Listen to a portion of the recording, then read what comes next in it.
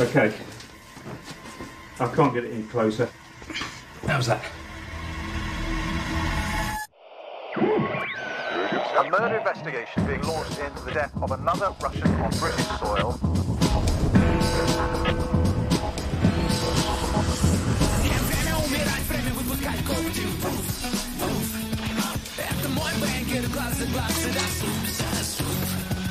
He told his uncle a fortnight before he died, if anything happens to me in the next 2 weeks, it won't be an accident. Мама, не вернусь, прости, я не один. Пули как грибы, в поле не растут. Спущенные штаны меня выдают. Пушки Маузер, гангстер Дайзер. Денежки на стол, я этой ночью супервайзер. Время умирать, время выпускать когти. London is levitating on a sea of dirty money. Время умирать, время выпускать когти. If you deal with somebody who has a very suspicious track record, someday it will come back to haunt you. Улицы кишат духом враждующих миров. На моем плече набита, я на все готов.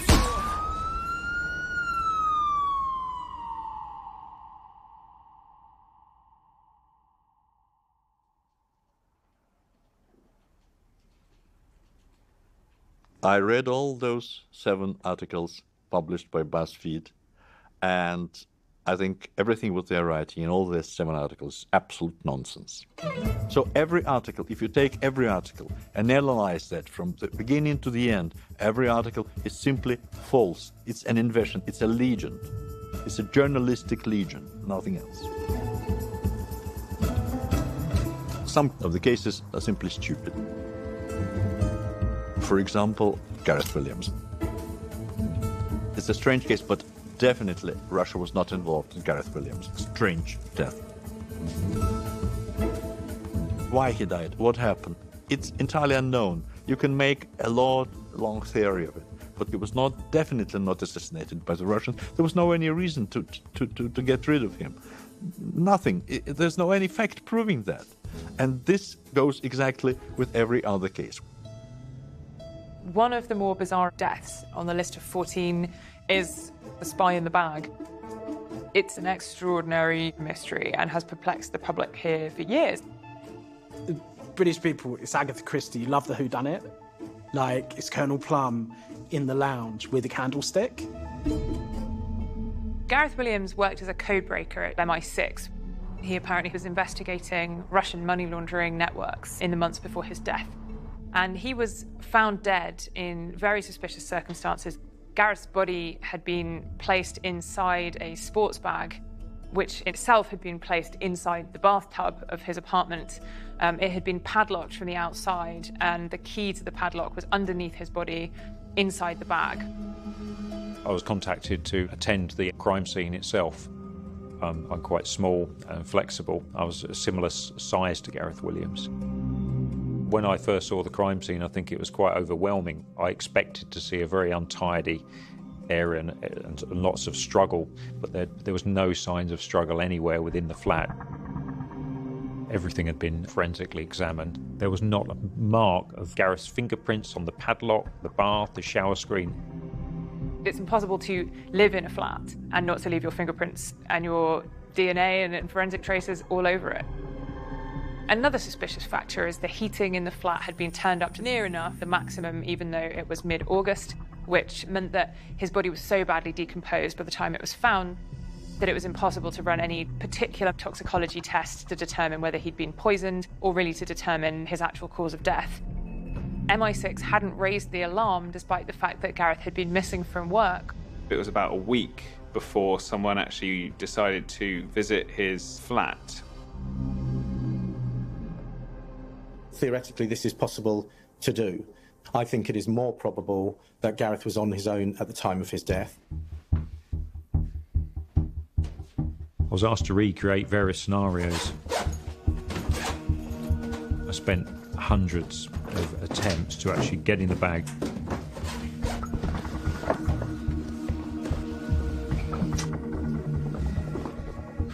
You can't achieve getting into the bag or the bath without leaving a trace of fingerprints and DNA. The idea that he had climbed into a sports bag, zipped the sports bag up, padlocked it from the outside, locked the key underneath his own body and then perished really beggars belief.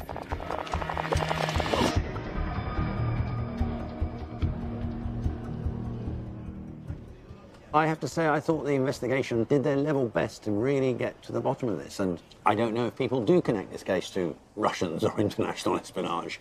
I mean, that is one or two individuals might do, BuzzFeed might do, investigative journalists might do, and I'm not decrying any of their investigative work and what their conclusions they draw, but I don't know if that's a broader opinion from my perspective, a police investigation perspective, and what we looked at. There was no evidence to suggest that the Russians are involved in Gareth's death. Until we have further evidence and more information coming in, it could be either of those. I was a police officer in London for nearly 40 years, and I've served as a detective in all ranks up until Detective Chief Superintendent, and my last years were with the Major Crime Homicide Command. In the case of Gareth Williams, all the property was secured by us for over a week, whilst forensic examination was conducted, and fingerprinting and infrared light and a whole load of other tests. The absence of fingerprints is remarked on as being suspicious. Well, in one way, yes, it could be. If there's evidence of it being cleaned up or cleared up, there isn't any real evidence of that. I'm more inclined to believe it was a death by misadventure, and he was on his own when the event occurred, and he placed himself in the bag, and he died whilst in the bag. And I know the expert reported that he couldn't do it, and the videos were shown at the coroner's inquest of him attempting it, and it wasn't possible. But subsequently, another expert demonstrated it could be done by going in, inserting the toggles in a particular way. You could do it. And I understand that BuzzFeed introduces Gareth's death as yet another example, drawing a correlation and link over a series of deaths that occurred in the United Kingdom. But I have no evidence of that. I wouldn't make any claim to such a suggestion at all. He was an employee of the Government Intelligence Service who engaged in many activities. But to then place his death at the door of a foreign state extrajudicial killing is a big leap. I don't think there's anything wrong with the investigation that was done. What is unsavoury and unsatisfactory is, despite that extensive inquiry, not every death can be explained satisfactorily or easily, because there's a gap in our knowledge of what actually took place. And within that gap allows people to speculate quite widely on what happened. So what do you make of BuzzFeed's theory that 14 people, including Scott, might have been murdered on British soil by Russians? A theory is not factual evidence. Yes, there's a couple of Russians that have been found dead on British soil, but BuzzFeed cannot prove that this was Russians that murdered Scott. And I believe if any other inquiry was opened up, it would open up the whole case. So, as a family, we can't rest in peace because we don't know the truth. We've been left in limbo. And my daughters didn't want me to do this interview with you, and I'm actually honoured. And I believe you'll do your very best to tell the truth.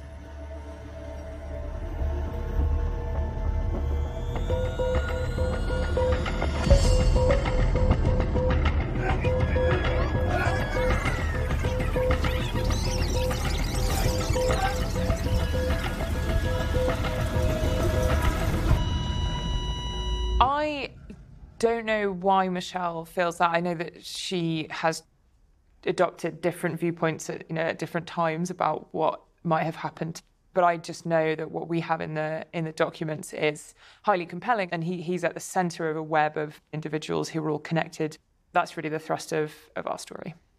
You know, over the years, the amount of people who've been in touch with me has been completely amazing. You know, I've had private investigation firms, letters from lawyers, yeah, and people chasing assets, yeah.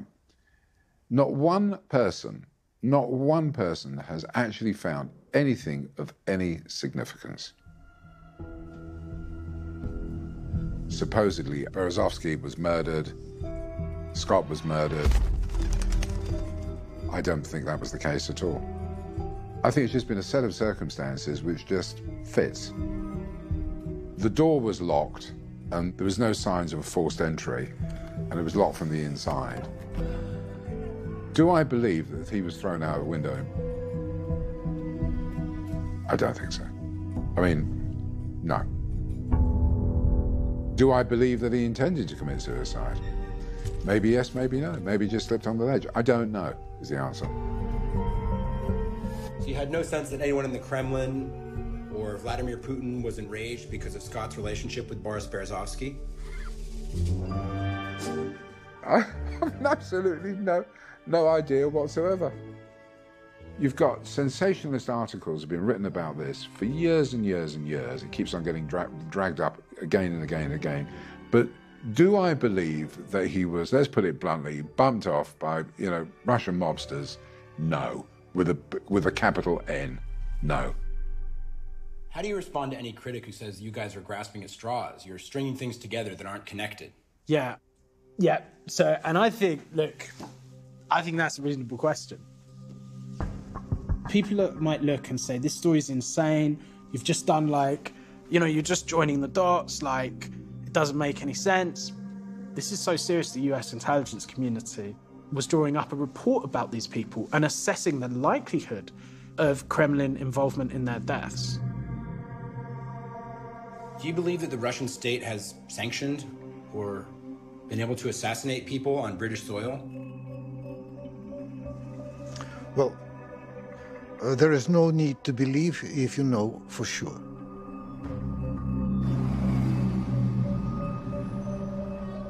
These are the London offices of ex-MI6 officer Christopher Steele, who compiled the Donald Trump dossier, which contains unverified allegations that Russian security officials have compromising material on the president-elect. The dossier that Christopher Steele produced became sort of political fodder in the United States. When you read the Steele report, it by no means was what we would call finished intelligence. It was a variety of sources with a variety of levels of access and a variety of levels of trust by Mr. Steele. Federal prosecutors have laid out a clearer picture of flimsy and potentially biased sourcing in the dossier. Steele has defended his work, claiming it was raw intelligence that needed further vetting, but that his sources were solid. To a professional, to someone who's been in Moscow, who's worked on Russian intelligence issues, the information in the dossier, in the reports, it was certainly consistent with the kind of activities that Russian intelligence gets involved in. If you wanted a crude answer for me about those 14 deaths, my guess would be probably 2/3 of them were linked to Russia and half of those were linked to the Russian government.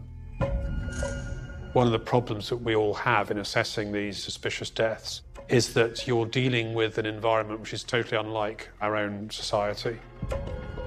The Kremlin doesn't have as all-encompassing control over these things as people might imagine.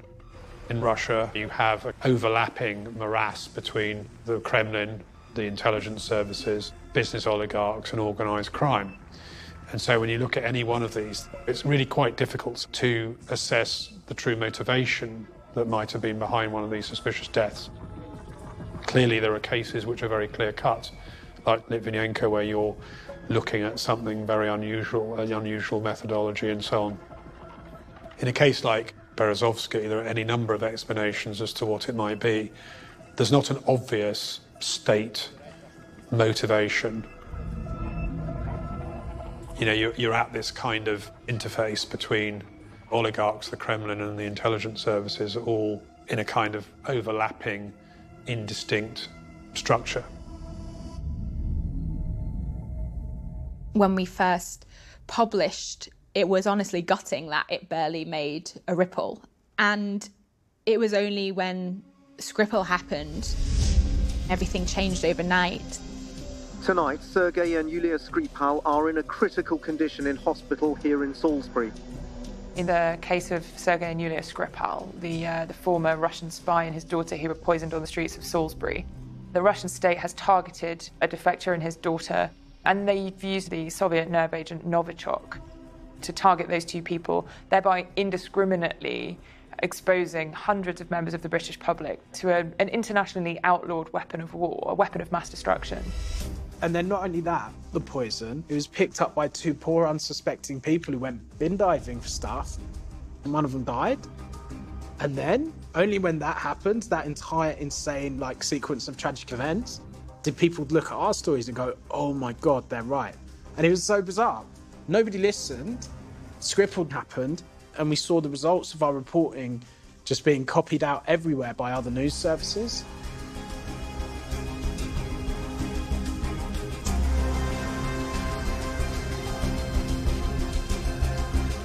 Journalist Heidi Blake believes the Russian state could potentially be behind many more deaths in the UK. Yvette Cooper. The Foreign Secretary rightly said that no attempt on an innocent life on our soil should go uninvestigated or unpunished.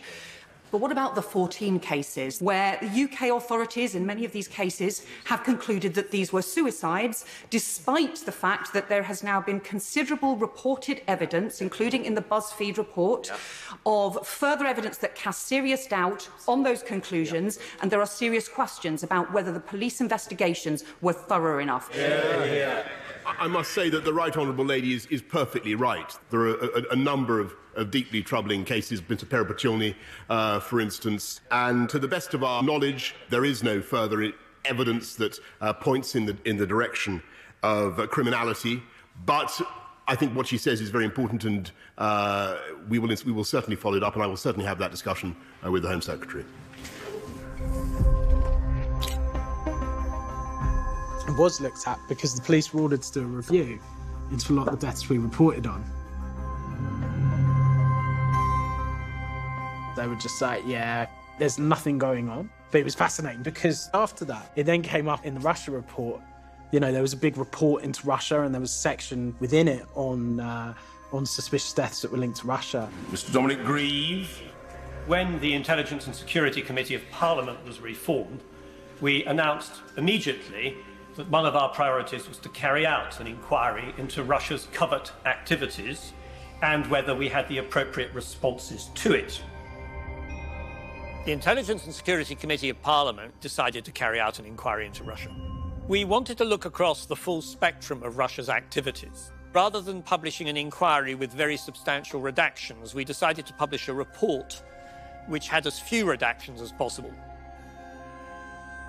But I'm afraid you will find, if you read the report, that significant parts of it are redacted, and in the circumstances I can't comment further on that. Clearly, there was some material in the report that might have been of embarrassment to a government in the run-up to a general election. We then got the explanation, and unfortunately, there was a lot to look at. There was no possibility of it being published before the general election was called. Well, those explanations were, I described them at the time as bogus, and that's what they were. They were simply not credible. Now, that suggests a degree of control freakery by the Johnson government, and that may simply be the best explanation on offer as to why it behaved in this strange fashion. So I want to ask the Prime Minister about the extremely serious report by the Intelligence and Security Committee. It concludes that Russia poses an immediate and urgent threat to our national security. The Prime Minister received that report 10 months ago. Given that the threat is described as immediate and urgent, why on earth did the Prime Minister sit on that report for so long? Well, Mr. Speaker, actually, when I was Foreign Secretary, for the period that I've been in office, we've been taking the strongest possible action against Russian wrongdoing. Were these cases reopened as a result of this report? Not as far as I'm aware. If you just wait a moment, I'll just go and get my copy of the report. You may have read it, but as it's just to hand, let's just have a look.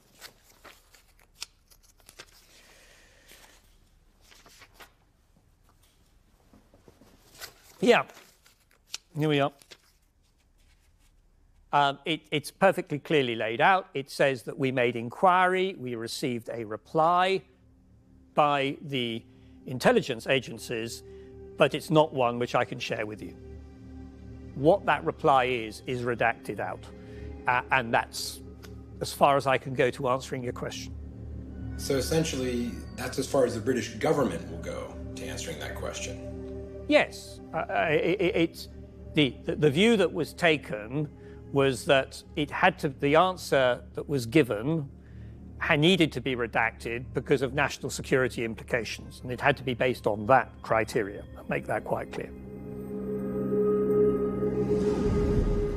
Part of the reason that the UK did not want to turn this into an international scandal is because they didn't want to poke the bear, Russia.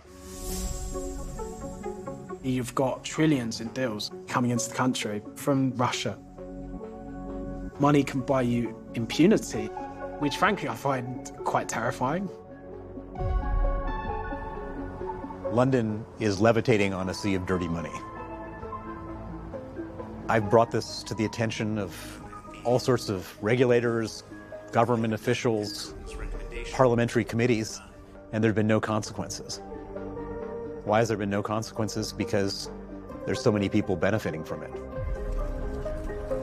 There was a point at which Putin could have been stopped, but for the last couple of decades, Western leaders were getting further and further into bed with Putin, rather than distancing ourselves from Vladimir Putin's government.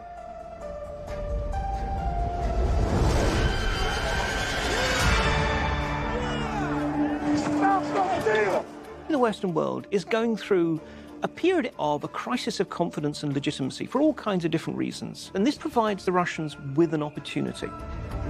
What they do is precisely to take advantage of those flaws, those cracks in the system that are already there, and insert a crowbar and see how much they can lever it open all the more.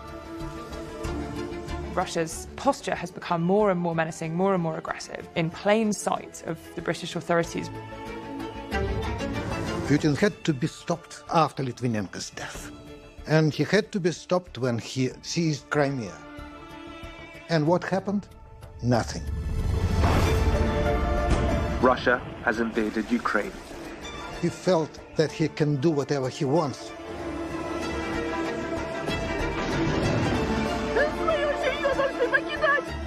It is already Europe's worst refugee crisis since the Second World War.